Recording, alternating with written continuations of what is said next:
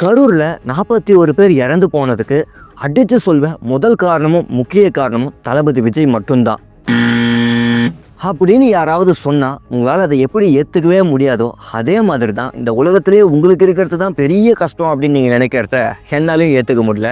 ஏன் ஒருத்தவங்களை பற்றின கதையை சொல்கிறேன். இந்த வீடியோவோட முடிவில் உங்களுக்கு இருக்கிறதுலாம் ஒரு கஷ்டம்னு உங்களாலே ஏற்றுக்க முடியாது. ஃபுல்லாக பாருங்கள். 100 Days 100 Thoughts சீரீஸில் இன்றைக்கி Day 8. இந்த மாதிரியே வீடியோஸ்க்கு ஃபாலோ பண்ணிக்கோங்க.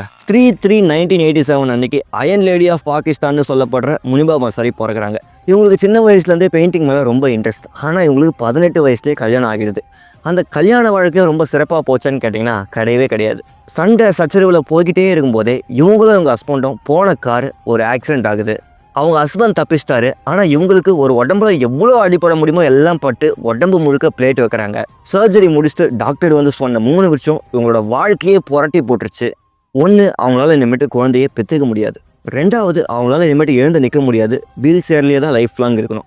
3வது, யூரின் இனிமேட்டு அவங்களோட கண்ட்ரோலில் எப்பயுமே இருக்காது. வாழ்நாள் முழுக்க யூரின் சாக் போட்டுக்கிட்டு தான் இருக்கணும்னு சொல்கிறாங்க. இந்த விஷயத்தை கேட்டு உடல் அளவில் உடஞ்சி போயிருக்க இவங்களுக்கு இன்னொரு நியூஸும் வருது. அவங்க ஹஸ்பண்ட் இன்னொருத்தவங்க கல்யாணம் பண்ணிக்க போகிறாருன்ட்டு. அதை கேட்டு மனதளவுலையும் உடஞ்சி போயிட்டாங்க. ஏன்னா யோசிச்சு பாருங்கள், 20 வயசில் ஒரு பொண்ணு வாழ்க்கையில் எதெல்லாம் இருக்கக்கூடாதோ எல்லாத்தையும் இழந்துட்டாங்க.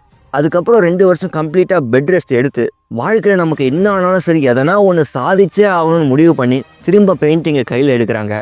அவங்களோட பெயிண்டிங்ஸ் தான் இன்றைக்கி பாகிஸ்தானோட மோஸ்ட் சக்ஸஸ்ஃபுல் பெயிண்டிங்ஸாக இருக்குது. பிபிசியோட 100 மோஸ்ட் இன்ஸ்பைரிங் உமன்ஸ்லேருந்து ஃபோர்ப்ஸ் வரைக்கும் இடம் பிடிச்சிருக்காங்க. பாகிஸ்தானோட மிகப்பெரிய நேஷ்னல் மீடியாவில் நியூஸ் ரீடராக இருக்காங்க. அது எல்லாத்தையும் தாண்டி உலகம் முழுக்க நாடாக பறந்து அவங்களோட டெட் டாக்ஸ் மூலிமா பல பேரை மோட்டிவேட் பண்ணிட்டு இருக்காங்க.